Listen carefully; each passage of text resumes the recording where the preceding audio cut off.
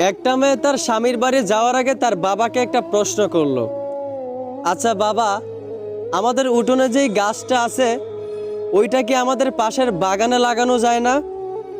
এই প্রশ্নের উত্তরে তার বাবা বলল, এই গাছটা 4 বছর পুরনো একটা গাছ। এখন যদি এটাকে অন্য একটা জায়গায় লাগানো হয় তাহলে সেটা নতুন মাটিতে মানিয়ে নিতে পারবে না, গাছটা মারা যাবে।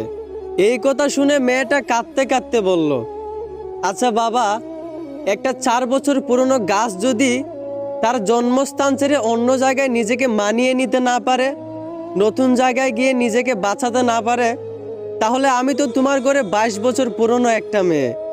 আমি কিভাবে নিজের জন্মস্থান ছেড়ে অন্য জায়গায় গিয়ে নিজেকে মানিয়ে নিব? আমি কিভাবে নতুন স্বামীর ঘরে গিয়ে নিজেকে বাঁচিয়ে রাখবো?